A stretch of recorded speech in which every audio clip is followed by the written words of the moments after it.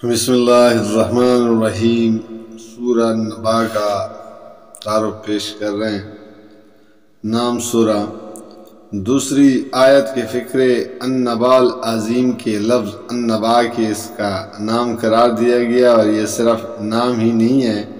بلکہ سورت کے مضامین کا عنوان بھی ہے، کیونکہ نبا سے مراد قیامت آخرت کی خبر ہے، اور سورت میں ساری بحث اسی پر کی گئی ہے۔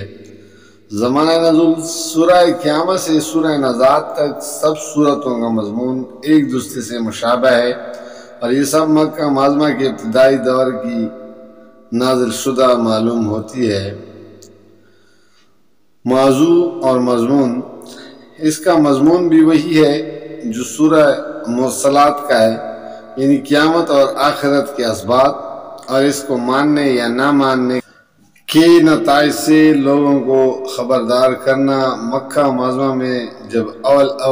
رسول اللہ صلی اللہ علیہ وسلم نے اسلام کی تبلیغ کا آغاز کیا تو اس کی بنیاد تین چیزیں تھیں۔ ایک یہ بات کہ اللہ کے ساتھ کسی کی خدائی میں شریک نہ مانا جائے، دوسری یہ کہ آپ صلی اللہ علیہ وسلم کو اللہ نے اپنا رسول مقرر کیا ہے، تیسری یہ کہ اس دنیا کا ایک روز خاتمہ ہو جائے گا اور اس کے بعد ایک دوسرا عالم برپا ہوگا جس میں تمام اولین و آخرین دوبارہ زندہ کر کے اسی جسم کے ساتھ اٹھائے جائیں گے، اور اس محاسبے میں جو لوگ مومن و صالح ثابت ہوں گے وہ ہمیشہ کے لیے جنت میں جائیں گے،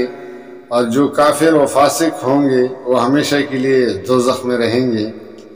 ان تینوں باتوں میں سے پہلی بات اگرچہ اہل مکہ کو سخت ناگوار تھی،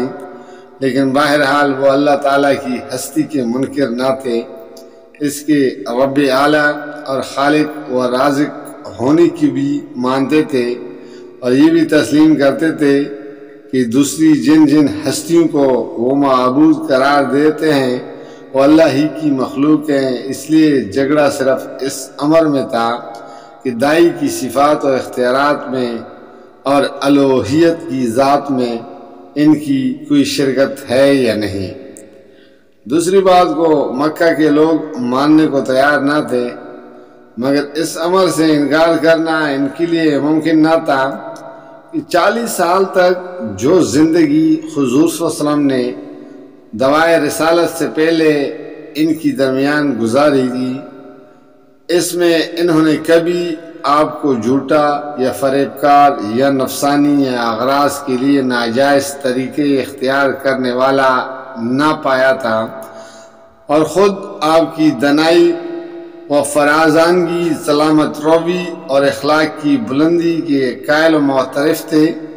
اس لیے ہزار بہانے اور الزامات تراشنے کے باوجود انہیں دوسروں کو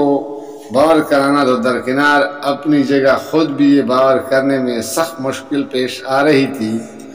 کہ حضور صلی اللہ علیہ وسلم سارے معاملات میں تو راست باز ہیں، مگر صرف رسالت کے دائیں میں معاذ اللہ جھوٹے ہیں۔ اس طرح پہلی دو باتیں اہل مکہ کے لیے دراصل اتنی زیادہ الجھن کی موجب نہ تھی جتنی تیسری بات تھی۔ اس کو جب ان کے سامنے پیش کیا گیا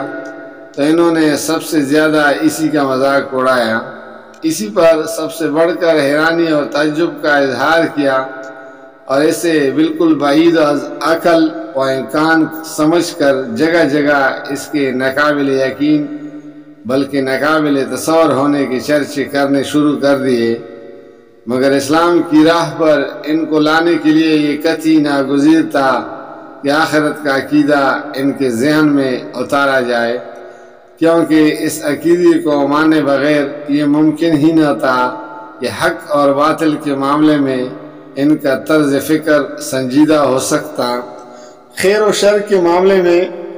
ان کا معیار و اقتدار بدل سکتا، اور دنیا پرستی کی راہ چھوڑ کر اس راہ پر ایک قدم بھی چل سکتے جس پر اسلام ان کو چلانا چاہتا تھا۔ یہی وجہ ہے کہ مکہ معظمہ کے ابتدائی دور کی صورتوں میں زیادہ تر زور آخرت کا عقیدہ دلوں میں بٹھانے پر صرف کیا گیا ہے۔ البتہ اس کے لیے دلائل ایسے انداز سے دیے گئے ہیں جن سے توحید کا تصور بھی خود بخود ذہن نشین ہوتا چلا جاتا ہے، اور بیچ بیچ میں رسول اللہ صلی اللہ علیہ وسلم اور قرآن کے برحق ہونے کے دلائل بھی مختصراً دیے گئے ہیں۔ اس دور کی صورتوں میں آخرت کے مضمون کی استقرار کا سبب اچھی طرح سمجھ لینے کے بعد اب اس صورت کے مضمون پر ایک نگاہ ڈال لیجئے۔ اس میں سب سے پہلے ان چرچوں اور چینگوئیوں کو طرف اشارہ کیا گیا ہے جو قیامت کی خبر سن کر مکہ کے ہر کوچہ و بازار اور اہل مکہ کی ہر محفل میں ہو رہی تھی۔ اس کے بعد انکار کرنے والوں سے پوچھا گیا ہے کہ کیا تمہیں یہ زمین نظر نہیں آتی جسے ہم نے تمہارے لیے فرش بنا رکھا ہے؟ کیا یہ بلند و بالا پہاڑ تمہیں نظر نہیں آتے جنہیں ہم نے زمین میں گاڑ رکھا ہے؟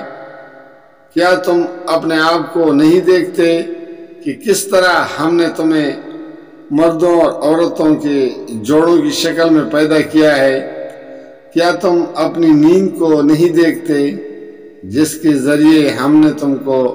دنیا میں کام کرنے کے قابل بنائے رکھنے کے لیے ہر چند گھنٹوں کی محنت کے بعد ہر چند گھنٹے آرام لینے پر مجبور کر رکھا ہے؟ کیا تم رات اور دن کی آمد و رفت کو نہیں دیکھتے جسے ٹھیک تمہاری ضرورت کے مطابق ہم باقاعدگی کے ساتھ مسلسل جاری رکھے ہوئے ہیں؟ کیا تم اپنے اوپر آسمانوں کے مضبوط بندھے ہوئے نظام کو نہیں دیکھتے؟ کیا یہ سورج تمہیں نظر نہیں آتا جس کی بدولت تمہیں روشنی اور حرارت میسر آ رہی ہے؟ کیا تم ان بارشوں کو نہیں دیکھتے جو بادلوں سے برس رہی ہیں اور ان کے ذریعے سے غلے اور سبزیاں اور گنے باغ اگ رہے ہیں؟ یہ ساری چیزیں کیا تمہیں یہی بتا رہی ہے کہ جس قادر مطلق نے ان کو پیدا کیا ہے اس کی قدرت قیامت لانے اور آخرت برپا کرنے سے عاجز ہے، اور اس پورے کارخانے میں جو کمال درجے کی حکمت اور دانائی صریحاً کار فرما ہے، کیا اس کو دیکھتے ہوئے تمہاری سمجھ میں یہی آتا ہے کہ اس کارخانے کا ایک ایک جز اور ایک ایک فعل تو با مقصد ہے مگر بجائے خود پورا کارخانہ بے مقصد ہے؟ آخر اس سے زیادہ لغو اور بے معنی بات کیا ہو سکتی ہے کہ اس کارخانے میں انسان کی پیش دست کے منصب پر معمور کر کے اسے یہاں بڑے وسیع اختیارات تو دے دیے جائیں، مگر جب وہ اپنا کام پورا کر کے یہاں سے رخصت ہو تو اسے یوں ہی چھوڑ دیا جائے، نہ کام بنانے پر پنشن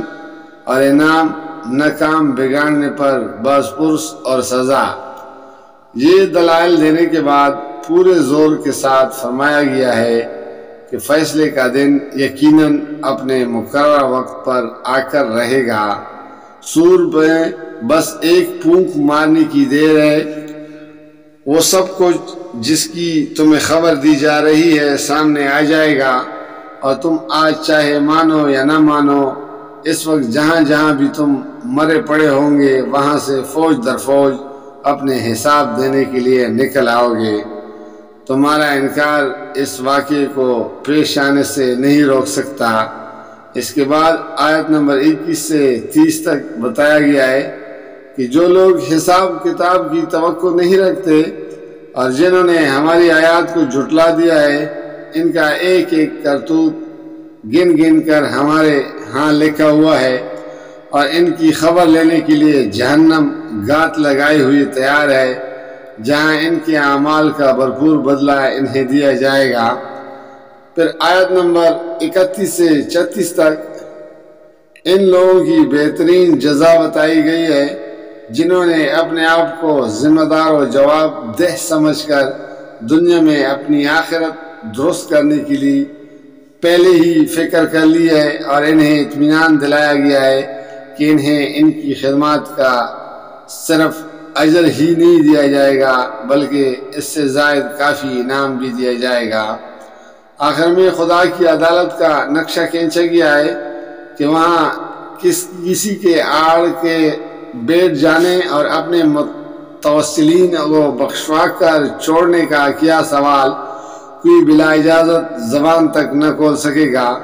اور اجازت بھی اسی شرط کے ساتھ ملے گی کہ جس کے حق میں سفارش کی اذن ہو صرف اسی کے لیے سفارش کرے اور سفارش میں کوئی بےجا بات نہ کہے۔